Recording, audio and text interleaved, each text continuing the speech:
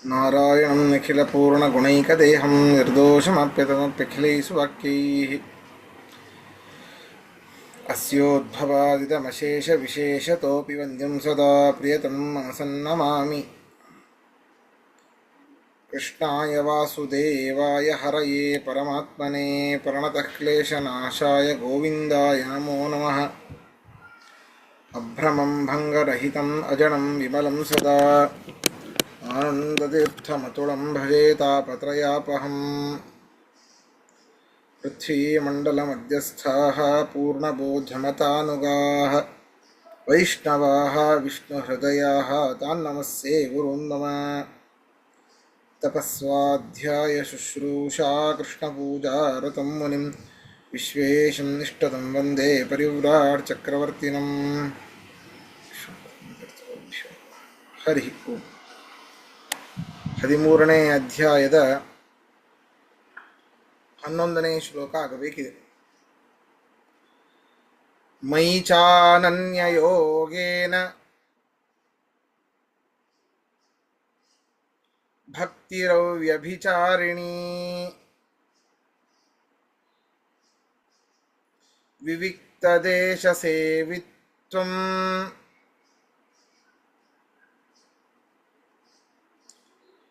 ಅರತಿರ್ಜನ ಸಂಸದಿ.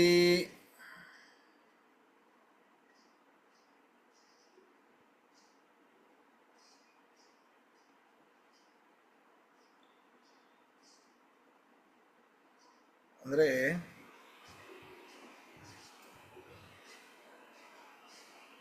ಅನನ್ಯಯೋಗೇನ ಅವ್ಯಭಿಚಾರಿಣಿ ಭಕ್ತಿ ಮಯಿ.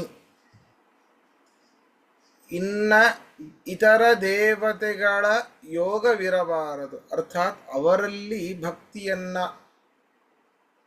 ನಾಡಬಾರದು ಅಂದರೆ ಅವರಿಗಿಂತ ಜಾಸ್ತಿ ನನ್ನಲ್ಲಿ ಇರಬೇಕು ಅಂತ. ಅನನ್ಯಯೋಗ, ಅನ್ಯಯೋಗ ಅಲ್ಲ, ಅನನ್ಯವಾದ ಭಕ್ತಿ, ಅವ್ಯಭಿಚಾರಿಣಿಯಾದ ಭಕ್ತಿ.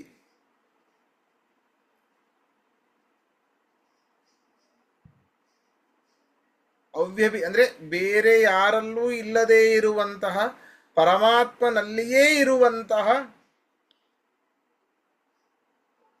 ಉತ್ಕಟವಾದ ಭಕ್ತಿ, ಅದಕ್ಕೆ ಅವ್ಯಭಿಚಾರಿಣಿ ಭಕ್ತಿ ಅಂತ ಕರಿತೇವೆ. ಅಂತಹ ಒಂದು ಭಕ್ತಿ ಮೈ ನನ್ನಲ್ಲಿ ಮಾಡಬೇಕು. ಬೇರೆ ದೇವತೆಗಳು ಸ್ವತಂತ್ರರೆಂದು ತಿಳಿಯಬಾರದು, ನನ್ನಲ್ಲಿಯೇ ಸ್ಥಿರವಾದ ಭಕ್ತಿ. ವಿವಿಕ್ತ ದೇಶ ಸೇವಿತ್ವಂ, ಏಕಾಂತ ಸ್ಥಳವನ್ನು ಬಹಳ ಅಪೇಕ್ಷೆ ಪಡಬೇಕಂತೆ. ಅವನಿಗೆ ಮನಸ್ಸಿನಿಂದ ಬರಬೇಕು, ಯಾರೂ ಬೇಡಪ್ಪ, ಏಕಾಂತ ಸ್ಥಳದಲ್ಲಿಯೇ ಇರುವಂಥದ್ದು.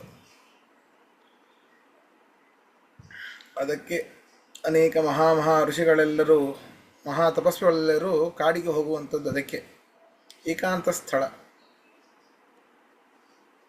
ಹಾಗಾದರೆ ಒಬ್ಬ ಸನ್ಯಾಸಿ ಪಾಠ ಪ್ರವಚನಾದಿಗಳನ್ನು ಮಾಡಬೇಕು.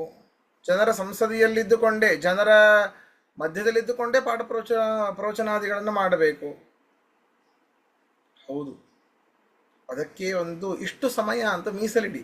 ಸದಾಕಾಲ ಅವರ ಮಧ್ಯದಲ್ಲಿಯೇ ಇರುವಂಥದ್ದು ಅಂತಲ್ಲ ಅದು. ಇದೆಲ್ಲ ಈಗಿನ ಕಾಲದಲ್ಲಿ ಬಹಳ ವಿರಳ.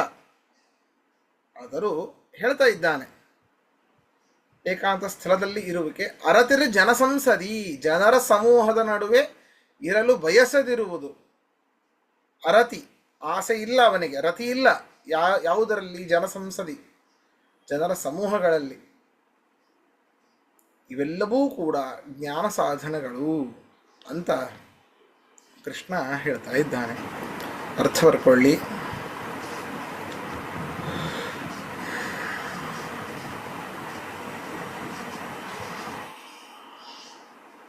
ಅನನ್ಯಯೋಗೇನ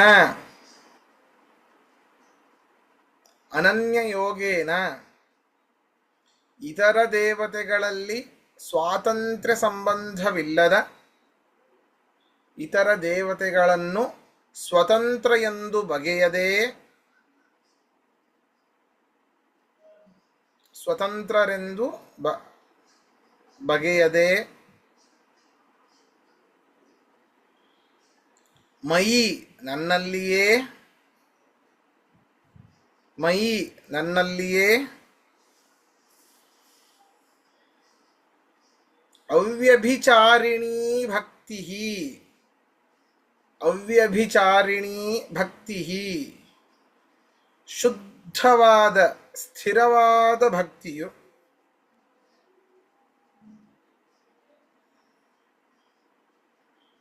ಶುದ್ಧವಾದ ಸ್ಥಿರವಾದ ಭಕ್ತಿಯು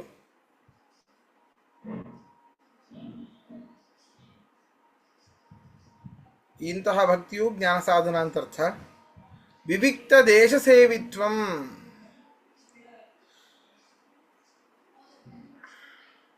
ವಿವಿಕ್ತ ಏಕಾಂತ ಸ್ಥಳದಲ್ಲಿ, ವಿವಿಕ್ತ ದೇಶ ಸೇವಿತ್ವಂ ಏಕಾಂತ ಸ್ಥಳದಲ್ಲಿ ಇರುವಿಕೆ, ಏಕಾಂತ ಸ್ಥಳದಲ್ಲಿ ಇರುವಿಕೆ,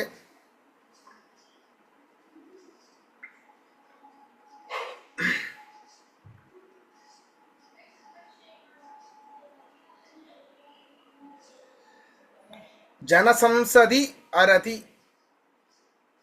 ಜನಸಂಸದಿ ಜನರ ಸಮೂಹದಲ್ಲಿ,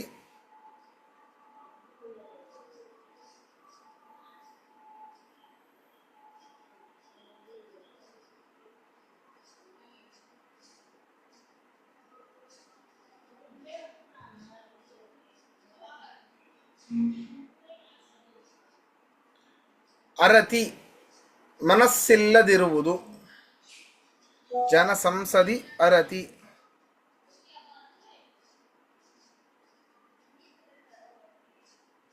ಮನಸ್ಸಿಲ್ಲದಿರುವುದು. ಪ್ರಶ್ನೆ ಇದ್ರೆ ಕೇಳಿ.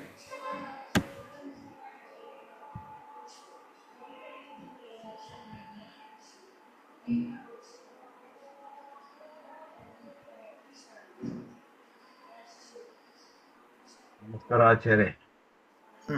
ಪ್ರಶ್ನೆ ಅಂದ್ರೆ ನಾವು ಪ್ರಶ್ನೆ ಕೇಳೇ ಕೇಳ್ತೀವಿ. ಕೇಳಿ ಅವಶ್ಯ. ನಾವು ನಮಗೂ ಜನಗಳು ಸೋಷಿಯಲೈಸೇಷನ್ ಬೇಡ ಅಂದ್ರೂ ಮನೆಯವ್ರಿಗೆ ಬೇಕಲ್ಲ. ಹೌದು, ಅದೇ ಇರೋದು ಪ್ರಾಬ್ಲಮ್. ಈಗ ನಾವಿರೋದು ಅಲ್ಲ, ಅದಕ್ಕೆ ಹಿಂದಿನ ಶ್ಲೋಕದಲ್ಲಿ ಹೇಳಿದ್ದಾರೆ, ಅನಭಿಶ್ವಂಗ, ಆಸಕ್ತಿ ಇರಬೇಕು, ಅತ್ಯಾಸಕ್ತಿ ಇರಬಾರದು. ಪುತ್ರದಾರ ಗ್ರಹಾದಿಶು. ತಮಾಷೆ. ಧನ್ಯವಾದ. ಹೌದೌದು. ನಾವು ಒಂದು ಚಿಕ್ಕ ಹಳ್ಳಿನಲ್ಲಿ ಇದ್ದೀವಿ. ಅಲ್ಲಿಂದ ಹೆಚ್ಚು ಜನಗಳು ಸತ್ಸಂಗ ಅವೆಲ್ಲ ಮಾಡೋದು ಸ್ವಲ್ಪ ಕಷ್ಟ. ಮನೆಯವ್ರಿಗೆ ಅವೆಲ್ಲ ಸೋಷಿಯಲೈಸೇಷನ್ ಬೇಕು. ನಮ್ಗೆ ಬೇಡ. ಧನ್ಯವಾದ. ನೀವು ಅವರನ್ನ ಕಟ್ಕೊಂಡ್ರೆ ಮೋಕ್ಷ ಸಾಧ್ಯವೇ ಇಲ್ಲ. ನೀವೊಬ್ರೇ ಹೋದ್ರೆ ಆಗತ್ತೆ. ನಾನು ಹೋದ್ರೆ ಹೋಗ್ತೀನಿ ಅಷ್ಟೆ. ಒಂದಕ್ಕೊಂದು ಬೆಳಿತಾನೇ ಹೋಗುತ್ತೆ ಅಷ್ಟೇ. ಅದು ಅವರಿಗೂ ಈ ರೀತಿ ಉಪದೇಶ ಮಾಡಬೇಕು. ಹೀಗೀಗಿದೆ, ಎಷ್ಟೆಷ್ಟು ನೋಡಿ. ಒಂದು ತಟ್ಟೆಯಲ್ಲಿ ಬಡಿಸ್ಬೋದು ಅಷ್ಟೇ, ತಿನ್ನೋದು ಮಾತ್ರ ಅವರೇ. ಅಡಿಗೆ ಮಾಡಿ ಬಡಿಸೋದು ನಮ್ಮ ಕೆಲಸ, ತಿನ್ನೋದು ಅವರೇ ತಿನ್ನಬೇಕು. ನಾ ತಿಂದ್ರೆ ಅವ್ರಿಗೆ ಹೊಟ್ಟೆ ತುಂಬುತ್ತಾ? ಇಲ್ಲ. ಹಾಗೆ ಧರ್ಮ ಮಾರ್ಗದಲ್ಲಿ ತರೋದು ನಿಮ್ಮ ಕೆಲಸ, ನಮ್ಮ ಕೆಲಸ. ಈ ರೀತಿ ತತ್ವಗಳಿವೆ ಅಂತ ಹೇಳೋದು ನಮ್ಮ ಕೆಲಸ. ಪರಮಾತ್ಮನೇ ಸರ್ವೋತ್ತಮ ಅಂತ ಸರಿಯಾಗಿ ಹೇಳೋದು ನಮ್ಮ ಕೆಲಸ. ಅದಕ್ಕೆ ಅನೇಕ ಉದಾಹರಣೆಗಳನ್ನು ಕೊಟ್ಟು, ಭಾಗವತ, ಮಹಾಭಾರತ, ರಾಮಾಯಣ ಇವುಗಳೆಲ್ಲ ಉದಾಹರಣೆಗಳನ್ನೆಲ್ಲ ಕೊಟ್ಟು ಹೇಳಿದಾಗ ದೃಢ ಅವರ ಮನಸ್ಸಲ್ಲಿ ದಾರ್ಢ್ಯವನ್ನು ತುಂಬಿಸೋದು ನಮ್ಮ ಕೆಲಸ. ಅವರನ್ನು ನಾವು ಮೋಕ್ಷಕ್ಕೆ, ನಾನೇ ಮೋಕ್ಷ ಕರ್ಕೊಂಡು ಹೋಗ್ತೇನೆ ಅಂದರೆ ನನಗೇ ಹೋಗ್ಲಿಕ್ಕೆ ಆಗ್ತಿಲ್ಲ, ಅವರನ್ನು ಕರ್ಕೊಂಡು ಹೋಗೋದು. ಎಲ್ಲ ಗೊತ್ತಿದೆ, ಆದ್ರೆ ನಿಮ್ಗೆ ಯಾರು ಬೇಡ, ನಮ್ಗೆ ಬೇಕು ಎಲ್ಲಾರು.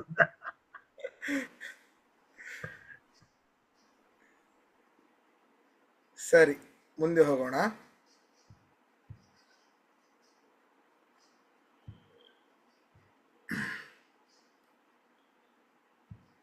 ಅಧ್ಯಾತ್ಮಜ್ಞಾನ ನಿತ್ಯತ್ವಂ ತತ್ವಜ್ಞಾನಾರ್ಥದರ್ಶನಂ ಏತಜ್ಞಾನಮಿತಿ ಪ್ರೋಕ್ತಂ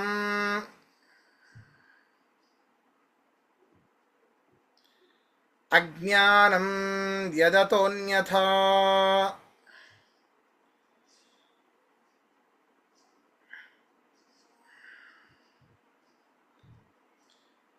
ಸದಾಕಾಲ ಪರಮಾತ್ಮನ ತತ್ವಜ್ಞಾನವನ್ನೇ ಬಯಸ್ತಾ ಇರಬೇಕಂತೆ. ಅದಕ್ಕೆ ಬೇಕಾದ ಉಪಾಯಗಳನ್ನು ಮಾಡ್ತಾನೇ ಇರಬೇಕು. ಅಧ್ಯಾತ್ಮ ಜ್ಞಾನ ಅಂದರೆ ಪರಮಾತ್ಮ ಜ್ಞಾನ, ಪರಮಾತ್ಮ ವಿಷಯಕ ಜ್ಞಾನ. ನಿತ್ಯತ್ವ, ನಿತ್ಯವೂ ಅದರಲ್ಲಿ ತತ್ಪರನಾಗಿರಬೇಕು ಬೇಕು. ಅಂತಹ ಪರಮಾತ್ಮನ ಜ್ಞಾನ ನಮ್ಮ ಯೋಗ್ಯತೆ ಎಷ್ಟಿದೆ ಅಷ್ಟಾದರೂ ಬೇಕು.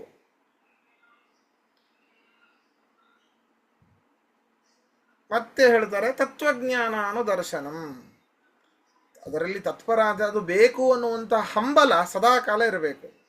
ಈಗ ನನಗೆ ಅದನ್ನು ತಿನ್ನಬೇಕು ಅಂತ ಹಂಬಲ ಎಲ್ಲಿ ತನಕ ಇರುತ್ತೆ? ಆ ಒಂದು ವಸ್ತು ತಿನ್ನೋ ತನಕ ಇರ್ತದೆ. ಆಮೇಲೆ ಅದಾ ಹೊಟ್ಟೆ ತುಂಬಿತು ಅಂದಮೇಲೆ ಒಂದು ಚಪಲತೆ, ಆ ಒಂದು ಹಂಬಲ ಹೋಗಿ ಬಿಡ್ತದೆ. ಹಾಗಲ್ಲ, ಸದಾಕಾಲ ಇರಬೇಕು. ತತ್ವಜ್ಞಾನಾರ್ಥ ದರ್ಶನಂ, ಅಪರೋಕ್ಷ ಜ್ಞಾನಕ್ಕಾಗಿ ಶಾಸ್ತ್ರ ಚಿಂತನೆಯನ್ನು ಮಾಡಬೇಕು. ದರ್ಶನ ಅಂತಂದರೆ ಶಾಸ್ತ್ರ ಅಂತ ಅರ್ಥ ಇದೆ. ತತ್ವಜ್ಞಾನಾರ್ಥ ದರ್ಶನಂ, ತತ್ವಜ್ಞಾನದ ಪ್ರಯೋಜನಕ್ಕಾಗಿ ದರ್ಶನಂ, ಶಾಸ್ತ್ರ ಚಿಂತನೆಯನ್ನು ಮಾಡಬೇಕು. ಎರಡರ್ಥ. ತತ್ವಜ್ಞಾನವೇ ಪ್ರಯೋಜನವಾಗಿ ಉಳ್ಳ ಇದು. ಅದಕ್ಕಾಗಿ ತತ್ವಜ್ಞಾನವನ್ನ ನಾವು ಪಡೆಯಬೇಕು, ತತ್ವಜ್ಞಾನದ ದರ್ಶನ ನನಗೆ ಆಗಬೇಕು ಅಂತ ಬಂದು, ಆ ತತ್ವಜ್ಞಾನದ ದರ್ಶನ ಆಗಲಿಕ್ಕೆ ದರ್ಶನವನ್ನು ಓದಬೇಕು, ಶಾಸ್ತ್ರವನ್ನು ಓದಬೇಕು, ಶಾಸ್ತ್ರ ಚಿಂತನೆಯನ್ನು ಮಾಡುವುದು. ಈ ಏನೇನು ಮೊದಲಿಂದ ಹೇಳ್ಕೊಂಡು ಬಂದ ಕೃಷ್ಣ ಪರಮಾತ್ಮ ಅಮಾನಿತ್ವಂ ಅಧಂಬಿತ್ವಂ ಅಲ್ಲಿಂದ ಶುರು ಮಾಡಿ ಇಲ್ಲಿಯ ತನಕ ಏತದ್ ಜ್ಞಾನಮಿತಿ ಪ್ರೋಕ್ತಂ, ಈ ಎಲ್ಲವೂ ಕೂಡ ಜ್ಞಾನ, ಅರ್ಥಾತ್ ಜ್ಞಾನ ಸಾಧನ. ಅಜ್ಞಾನಂ ಯದತೋನ್ಯಥ, ಹಾಗಾದ್ರೆ ಯಾವುದು ಜ್ಞಾನ ಸಾಧನ ಅಲ್ಲ, ಇವಕ್ಕಿಂತ ವಿಪರೀತವಾದದ್ದು ಯಾವುದ್ಯಾವುದಿವೆನೋ ಅದು ಯಾವುದೂ ಕೂಡ ಜ್ಞಾನ ಸಾಧನ ಅಲ್ಲ. ಇದಕ್ಕಿಂತ ವಿರುದ್ಧವಾದದ್ದು ಹೀಗೆ ಹಾಗೆ ಅಂತ ಹೇಳ್ಕೊಂಡು ಬಂದಿದ್ದೇವೆ. ಅವೆಲ್ಲವೂ ಕೂಡ ಅಜ್ಞಾನ, ಅರ್ಥಾತ್ ಜ್ಞಾನ ಸಾಧನಗಳಲ್ಲ. ಅಜ್ಞಾನಕ್ಕೆ ಸಾಧನ ಆಗುತ್ತವು. ಅಜ್ಞಾನಕ್ಕೆ ಸಾಧನೆ ಆದರೆ ಮತ್ತೆ ನಾವು ಇಲ್ಲೇ ಬರ್ತೇವೆ, ಇಲ್ಲೇ ಹುಡ್ತೇವೆ, ಇಲ್ಲೇ ಒದ್ದಾಡ್ತೇವೆ ಅಷ್ಟೇ ಅಂತ ಕೃಷ್ಣ ಪರಮಾತ್ಮ ಈ ಜ್ಞಾನ ಸಾಧನಗಳ ಒಂದು ಟಾಪಿಕ್ಕನ್ನು ಮುಗಿಸ್ತಾ ಇದ್ದಾನೆ. ಈ ರೀತಿ ಇಷ್ಟು ಜ್ಞಾನ ಸಾಧನಗಳಿವೆ ಅಂತ ಅರ್ಥ ಬರ್ಕೊಳ್ಳಿ. ಅಧ್ಯಾತ್ಮ ಜ್ಞಾನ ನಿತ್ಯತ್ವಂ,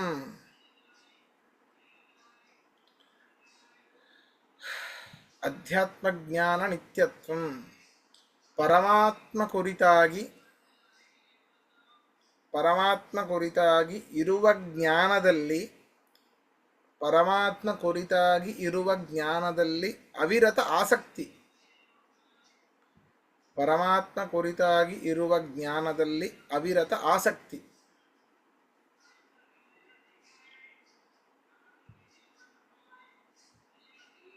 ತತ್ವಜ್ಞಾನಾರ್ಥ ದರ್ಶನಂ, ತತ್ವಜ್ಞಾನಾರ್ಥ ದರ್ಶನಂ, ಅಪರೋಕ್ಷ ಜ್ಞಾನಕ್ಕಾಗಿ ಶಾಸ್ತ್ರದ ಮಥನ, ಅಪರೋಕ್ಷ ಜ್ಞಾನಕ್ಕಾಗಿ ಶಾಸ್ತ್ರದ ಮಥನ.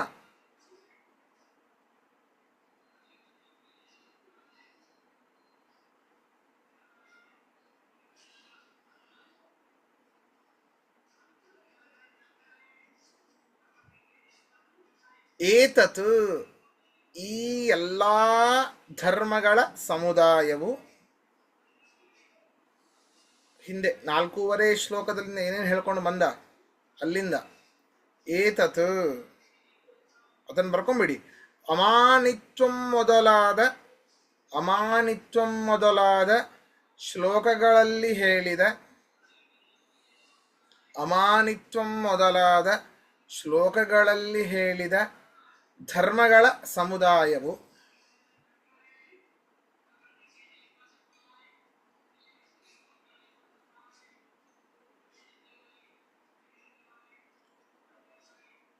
ಜ್ಞಾನಂ ಇತಿ ಜ್ಞಾನ ಸಾಧನವೆಂದು ಹೇಳಲ್ಪಟ್ಟಿದೆ.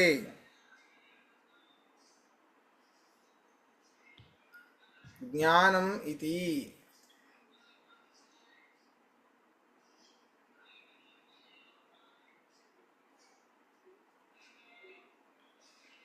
ಯದತೋನ್ಯಥಾ ಯದಥೋನ್ಯಥಾ ಇದಕ್ಕೆ ವಿಪರೀತವಾದವುಗಳೆಲ್ಲವೂ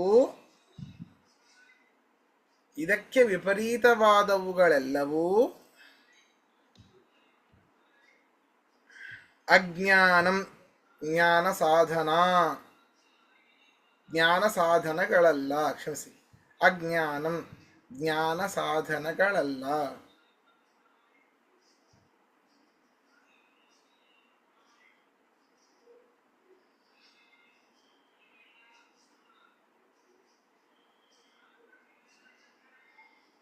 ಪ್ರಶ್ನೆ ಇದೆ, ಕೇಳಿ.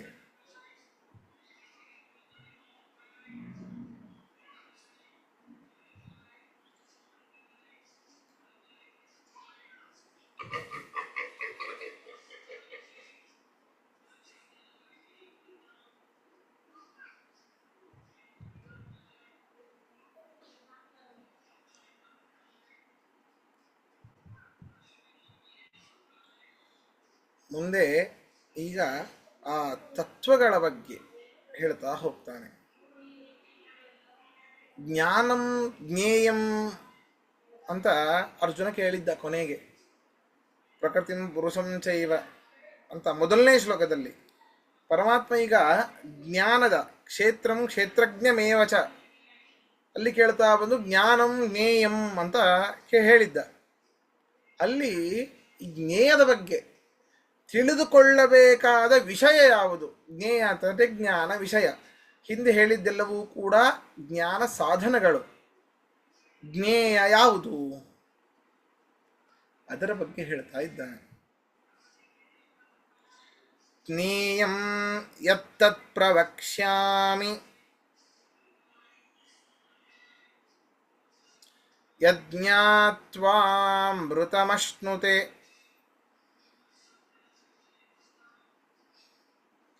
ಅನಾದಿಮತ್ಪರಂ ಬ್ರಹ್ಮ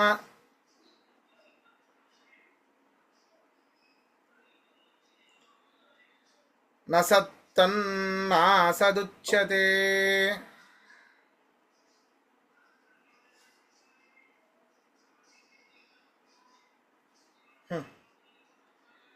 ಜ್ಞೇಯಂ ಯತ್ತತ್ ಪ್ರವಕ್ಷ್ಯಾಮಿ. ಜ್ಞೇಯ ಜ್ಞಾನ ವಿಷಯ ಯಾವುದನ್ನ ತಿಳಿದರೆ ಮೋಕ್ಷ ಪ್ರಾಪ್ತಿಯೋ ಅಂಥದ್ದೇ ಜ್ಞೇಯ.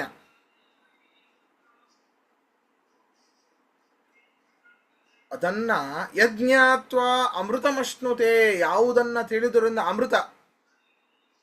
ಅಮೃತ ಅಂದ್ರೆ ಮೋಕ್ಷ. ಯಜ್ಞಾತ್ವ ಯಾವುದನ್ನ ತಿಳಿಯುವುದರಿಂದ ನಮಗೆ ಮೋಕ್ಷ ಪ್ರಾಪ್ತಿಯೋ ಯತ್ತತ್ ಜ್ಞೇಯಂ ಪ್ರವಕ್ಷ್ಯಾಮಿ, ಅಂತಹ ಒಂದು ಜ್ಞೇಯ ಯಾವುದು ಅಂತ ನಾನು ಹೇಳ್ತೇನೆ. ಬೇರೆ ಯಾವುದು ಅಲ್ಲ. ಅದು ಏನು? ಅನಾದಿಮತ್ ಪರಂ. ಅನಾದಿಮತ್ ಪರಂ, ಅನಾದಿಯಾದ, ಅದಕ್ಕೆ ಆದಿಯೇ ಇಲ್ಲಪ್ಪ. ಹಾಗಾದ್ರೆ ಶ್ರೇಷ್ಠವಾದದ್ದದು ಪರಂ ಬ್ರಹ್ಮ. ಓ ಅವನಾ 4 ಕೈ ಇದೆ ಅವನಿಗೆ, ಶಂಖಚಕ್ರ ಗದಾ ಪದ್ಮ ಹೇಳ್ಕೊಂಡಿರ್ತಾನೆ. ನಮ್ಮ ಹಾಗೆ ಶರೀರ ಇದೆ, ಸ್ವಲ್ಪ ನೀಲವರ್ಣ. ಆಹಾ, ಅನಾದಿಮತ್ ಪರಂ. ನಿಮ್ದೆಲ್ಲ ಪ್ರಾಕೃತ ಶರೀರ. ಅದು ಪ್ರಾಕೃತ ಶರೀರ ವರ್ಜಿತವಾದದ್ದು ಶ್ರೇಷ್ಠವಾದ ಬ್ರಹ್ಮ. ಈ ಬ್ರಹ್ಮ ಆದರೆ ಚತುರ್ಮುಖ ಬ್ರಹ್ಮ ಇದ್ದಾನೆ ಅಲ್ಲ, ಪರಂ ಬ್ರಹ್ಮ, ಪರಬ್ರಹ್ಮ ನಾರಾಯಣ. ಅದು ಹೇಗೆ ಗೊತ್ತಾ? ಇಲ್ಲಿ ನಸತ್ತನ್ನಾಸದುಚ್ಯತೆ. ಮತ್ತದೇನು? ಹಾಗೆ ಆಯ್ತು, ಆ ಪರಬ್ರಹ್ಮ ಅಂತ ಒಬ್ಬ ಸಿಕ್ಕ. ಇಲ್ಲಿ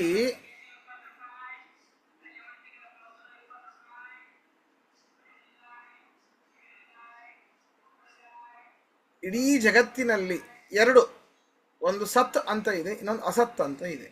ಸತ್ ಅಂದ್ರೇನು? ಕಣ್ಣಿಗೆ ಕಾಣುವಂತಹ ಪ್ರಪಂಚ. ಅಸತ್ ಅಂದ್ರೇನು? ಅವ್ಯಕ್ತವಾದ ಪ್ರಪಂಚ, ಕಣ್ಣಿಗೆ ಕಾಣದೇ ಇರುವಂತಹ ಪ್ರಪಂಚ. ಈ ಎರಡರಲ್ಲಿ ಯಾವುದಾದ್ರು ಒಂದು ಆಗಿರಲೇಬೇಕು ಅವನು ಅಂತಂದ್ರೆ, ಅದಕ್ಕೆ ಹೇಳಿದ ನ ಸತ್ ನ ಅಸತ್ ಉಚ್ಯತೆ. ಸತ್ತೂ ಅಲ್ಲ ಅಸತ್ತೂ ಅಲ್ಲ. ಕಣ್ಣಿಗೆ ಕಾಣ್ತಾ ಇದ್ರೆ ಪರಮಾತ್ಮ ಹೇಗಾಗ್ತಾನ ಅವನು? ನ ಸತ್, ಸತ್ತಲ್ಲ. ಸತ್ತಲ್ಲ ಅಂತಂದ್ರೆ ಸತ್ತಾಗಿರ್ಬೇಕಲ್ಲ. ನೋಡ್ರಿ, ಸತ್ತಲ್ಲ ಅಂತ ಹೇಳ್ದ, ಹಾಗಾದ್ರೆ ಅಸತ್ ಎರಡರಲ್ಲಿ ಯಾವ್ದು? ಹೊಟ್ಟೆ ತುಂಬಿದೆ ಅಂತಂದ್ರೆ, ತುಂಬಿದೆ ಅಂತಂದ್ರೆ ಹಸಿವಿಲ್ಲ ಅಂತ ಅರ್ಥ. ಹಸಿವಿದೆ ಅಂತಂದ್ರೆ ಹೊಟ್ಟೆ ತುಂಬಿಲ್ಲ ಅಂತ ಅರ್ಥ. ಹಾಗೆ ಸತ್ ಅಲ್ಲ ಅಂತಂದ್ರೆ ಅಸತ್ತು ಅಂತ ಫಿಕ್ಸು ಆಯ್ತು. ಅಸತ್ ಅಲ್ಲ ಅಂದ್ರೆ ಸತ್ತು ಅಂತ ಫಿಕ್ಸು. ಇಲ್ಲಿ ಎರಡೂ ಹೇಳ್ತಾ ಇದ್ದಾನೆ, ಎರಡೂ ಅಲ್ಲ. ಸತ್ ನ ಅಸತ್, ನ ಸತ್ ನ ಅಸತ್. ಸತ್ತು ಅಲ್ಲ ಅಸತ್ತೂ ಅಲ್ಲ. ಮತ್ತೇನು? ನ ಸತನ್ ನಸದನ್ ನಸತ್ತನ್ ನಾಸದುಚ್ಯತೆ. ಸತ್ತೂ ಅಲ್ಲ ಅಸತ್ತೂ ಅಲ್ಲ. ಮತ್ತೇನು? ಸದಸದ್ ವಿಲಕ್ಷಣ. ಅದೇ ಪರಮಾತ್ಮ. ಅವನ್ನೇ ಅನಿರ್ವಚನೀಯ ಅಂತ ಅದ್ವೈತಿಗಳು ಇಟ್ಟುಕೊಂಡು ಅದನ್ನು ಬಹಳ ರಗಳೆ ಮಾಡ್ತಾ ಹೋಗ್ತಾರೆ. ನಮ್ಮ ವ್ಯಾಸತೀರ್ಥರು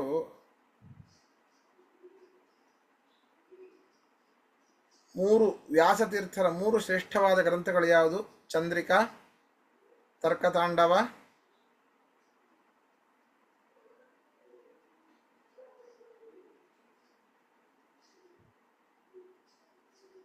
ಗೊತ್ತಿದೆನಾ? ತತ್ವದೀಪಿಕಾ ಅಲ್ಲ ಅಲ್ಲ, ಪ್ರಮಾಣ ಪದ್ಧತಿ. ಪ್ರಮಾಣ ಪದ್ಧತಿ ಟೀಕಾಕೃತ್ಪಾದರದು. ಹಾ, ಟೀಕಾ. ನೋಡೋಣ, ಹೇಳಿ.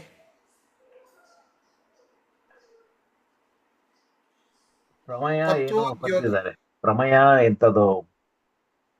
ಮೊನ್ನೆ ಬರ್ದೆ ನಾನು,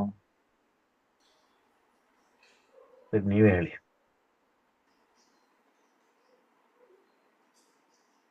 ತತ್ವೋದ್ಯೋತ.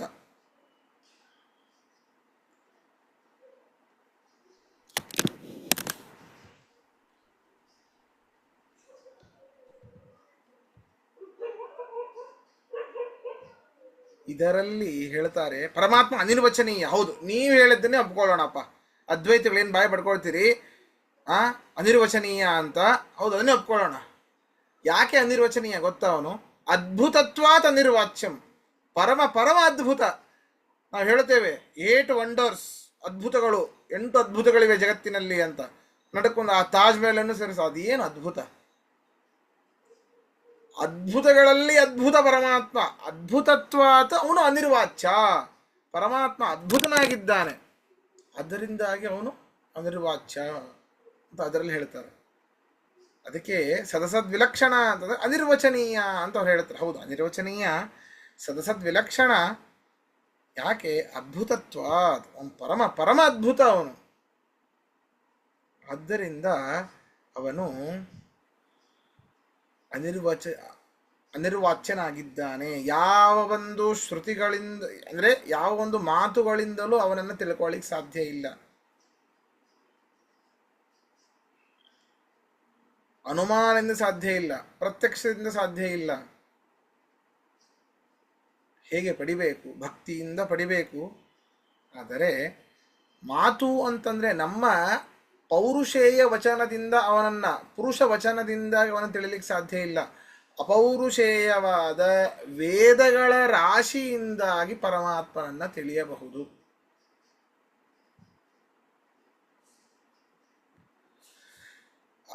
ಅಂತಹ ಒಬ್ಬ ಪರಮಾತ್ಮನೇನೇ ನಿಜವಾದ ಜ್ಞೇಯ ಅಂತ. ಅರ್ಥಾತ್ ನಾನೇ ಜ್ಞೇಯ ಅಂತ ಕೃಷ್ಣ ಹೇಳ್ತಾ ಇದ್ದಾನೆ, ತನ್ನನ್ನು ತಾನೇ ಹೇಳ್ಕೊಳ್ತಾ ಇದ್ದಾನೆ. ಪ್ರಶ್ನೆ ಇದ್ರೆ ಕೇಳಿ. ಸರಿ, ಇದರ ಅರ್ಥವನ್ನ ಹೇಳ್ತೇನೆ, ಕ್ಷಮಿಸಿ.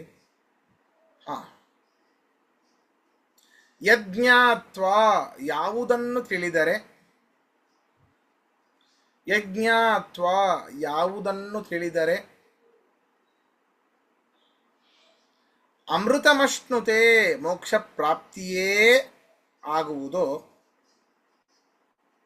ಬೇಡ, ಹಾಗಾದ್ರೆ ಒಂದು ನಿಮಿಷ. ಅಮೃತಮಶ್ನುತೆ, ಮೋಕ್ಷ ಪ್ರಾಪ್ತಿಯೋ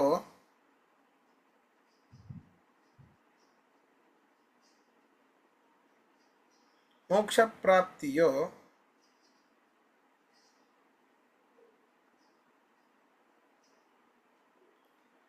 ತತ್ ಅಂತಹ ತತ್ ಅಂತಹ ಜ್ಞೇಯಂ ಜ್ಞೇಯವನ್ನು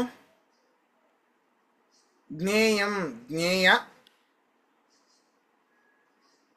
ಜ್ಞೇಯಂ ಜ್ಞೇಯ ಯತ್ ಯಾವುದೆಂದು ಯತ್ ಯಾವುದೆಂದು ಪ್ರವಕ್ಷ್ಯಾಮಿ ಹೇಳುತ್ತೇನೆ ಪ್ರವಕ್ಷ್ಯಾಮಿ ಹೇಳುತ್ತೇನೆ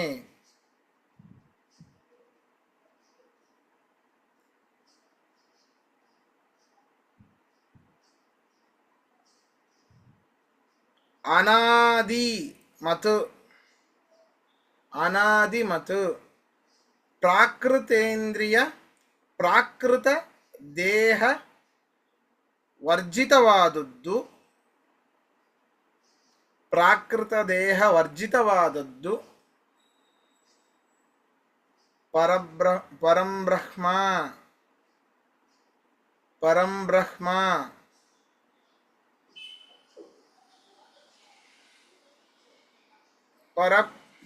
ಪರಂಬ್ರಹ್ಮ ಪರಂಬ್ರಹ್ಮ ಅರ್ಥಾತ್ ನಾರಾಯಣ ಬ್ರಾಕೆಟಲ್ಲಿ ಬರ್ಕೊಳ್ಳಿ ಪರಬ್ರಹ್ಮ ಬ್ರಾಕೆಟಲ್ಲಿ ನಾರಾಯಣ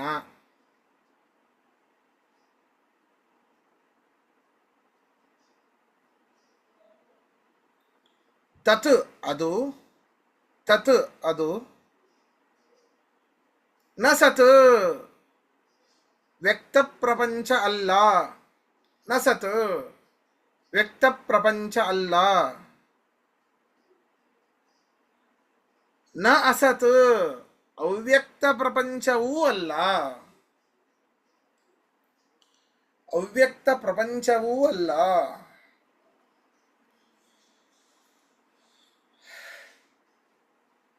ತತ್ ಅದು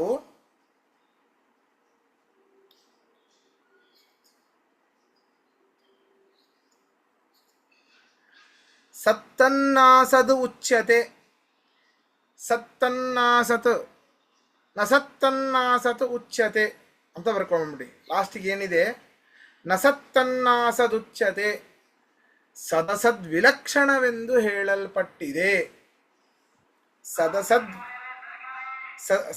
ವಿಲಕ್ಷಣವೆಂದು ಹೇಳಲ್ಪಟ್ಟಿದೆ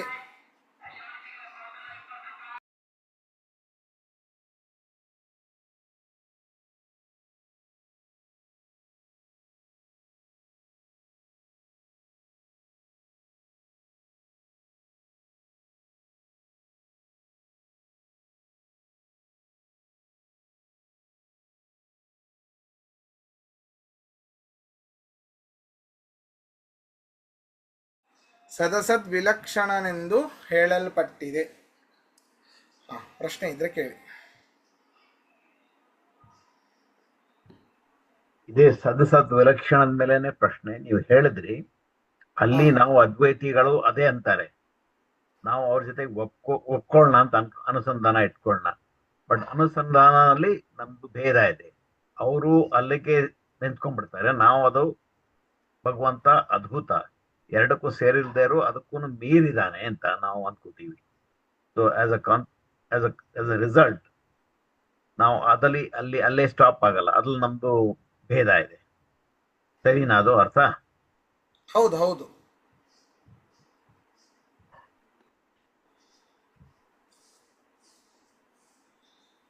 ಪರಮಾತ್ಮ ನೋಡಿ, ಪರಶುಕ್ಲ ತ್ವಯರು ಅಂತ ಹೇಳಿದ ಅದಕ್ಕಿಂತ ವಿಲಕ್ಷಣ. ಸರಿನಾ?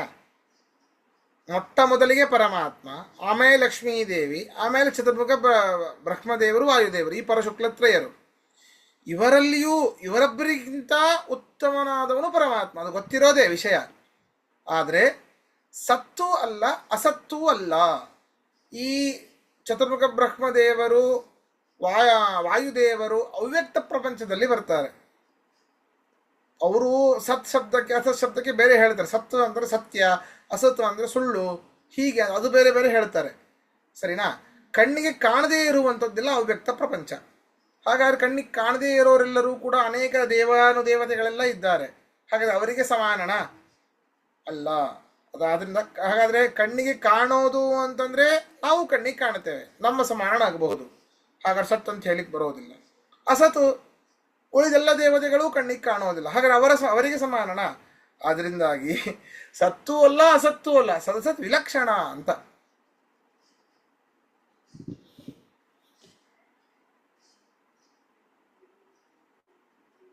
ಸರಿ, ಹಾಗಾದ್ರೆ ಒಂದ್ ನಿಮಿಷ. ಏನೋ ಪ್ರಶ್ನೆ ಕೇಳಬೇಕು ಅಂತಂದ್ರಿ, ಇದೆ ಗೊತ್ತಿದ್ರೆ ಹೇಳ್ತೀನಿ, ಹೇಳಿ. ಇದಕ್ಕೆ ನೀವು ಅದನ್ನ ಮುಟ್ಟಿದ್ರಿ, ಈಗ ಅದಕ್ಕೋಸ್ಕರ ಸರಿಗೆ ಕನೆಕ್ಟ್ ಆಗತ್ತೆ. ಹಾ ಈಗ ನಾವು ಬೇರೆ ಆಚಾರ್ಯ ಜೊತೆಗೆ ಮಹಾಭಾರತ ತಾತ್ಪರ್ಯ ನಿರ್ಣಯ ಮಾಡ್ತಾ ಇದ್ದೀವಿ. ಹ್ಮ್ ಅದರಲ್ಲಿ ಮೊದಲನೇ ಅಧ್ಯಾಯ 44-43 ಪದ್ಯದಲ್ಲಿ ಬರುತ್ತೆ. ಪ್ರಪಂಚದ ಏನೇನು ಸೃಷ್ಟಿ ಆಯ್ತು, ಹೇಗೆ ಹೇಗೆ ಆ, ಅಂತ ಬರುತ್ತೆ. ಆ, ಆ, ಆ. ಅದಲ್ಲಿ ಅವರು ಪ್ರಮೇಯ ಮುಟ್ಟುತ್ತಾರೆ. ಅವರಲ್ಲ, ಹಾ. ಅವರು ಆಚಾರ್ಯರು ಬರ್ದಿರೋದು. ಅದ್ರಲ್ಲಿ ಜ್ಞಾನ ಶ್ರೇಷ್ಠ ಅಂತ ಬರುತ್ತೆ. ನೆನ್ನೆ ಅದೇ ಪ್ರಶ್ನೆ ಕೇಳಿದೆ ಅವ್ರನ್ನ ನಾನು. ಹಾ ಆದ್ರೆ ಅವ್ರ ಉತ್ತರ ಕೊಟ್ರು. ಅದಕ್ಕೇನೋ ನನ್ಗೇನೋ ಸರಿಗೆ, ಯಾಕೆಂದ್ರೆ ಭಗವದ್ಗೀತಾನಲ್ಲೂ ಪದೇ ಪದೇ ಈವಾಗ್ಲೂ ನೀವು ಹೇಳಿದ್ರಿ ಭಕ್ತಿ ಮುಖ್ಯ ಅಂತ. ಆದ್ರೆ ಒಂದನ್ನಾನೇ ಶ್ರೇಷ್ಠ ಅಂತ ಹಿಡ್ಕೋಬಾರದು. ಜ್ಞಾನ, ಧ್ಯಾನ, ಕರ್ಮ ಎಲ್ಲ ಕೂಡಿ ಬಂದು ಭಕ್ತಿ ಅಲ್ಲ ಬರಬೇಕು. ಅಲ್ಲ ಅಲ್ಲ ಅಲ್ಲ, ಅಲ್ವಾ? ಸರಿ, ಜ್ಞಾನನೇ ಭಕ್ತಿನೇ ಶ್ರೇಷ್ಠ ಅಂತ ಶ್ರೇಷ್ಠ, ಹೇಳಿ. ಭಕ್ತಿನೇ ಅದೇ ಶ್ರೇಷ್ಠ. ಪ್ರಾಬ್ಲಮ್. ಆದ್ರೆ ನಾನು ಅದನ್ನೇ ಹೇಳ್ತೀನಿ, ಭಕ್ತಿಯ ಡೆಫಿನೇಷನ್ ಗೊತ್ತಿದ್ರೆ ನಮಗೆ ಡೌಟ್ ಬರೋದಿಲ್ಲ. ಭಕ್ತಿಯ ಡೆಫಿನೇಷನ್ ಏನು ಸಣ್ಣದು ಹೇಳಬೇಕು, ಅನೇಕ ಬಾರಿ ಹೇಳಿದ್ದೇನೆ. ಮಹಾತ್ಮ್ಯ ಜ್ಞಾನ ಪೂರ್ವಕವಾದ ದೃಢವಾದ ಜ್ಞಾನ, ಸರಿ, ಅದು ಒಪ್ಕೊಂಡ್ರಿ.